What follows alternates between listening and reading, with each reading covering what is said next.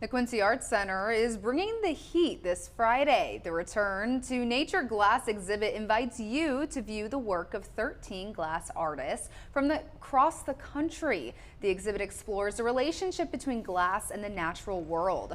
Artists come from New Jersey to Kentucky to right here in the Gem City. Attendees won't only get to view glass art, but also learn something about this one-of-a-kind medium.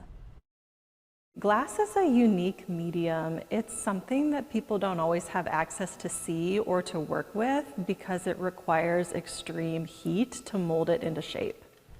The Art Center is partnering with the Quincy Children's Museum, giving little ones hands-on learning without the dangers of sharp glass. The Collaboratory features QCM's light table, glass bead, bracelet making, and other interactive ways to learn about the properties of glass. Campbell says having both children and adult exhibits gives the whole community the opportunity to learn and experience.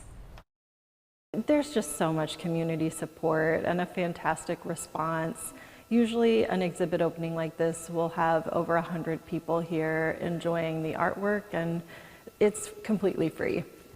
You can experience both exhibits this Friday from 6 to 8 p.m. at the Quincy Arts Center until October 24th.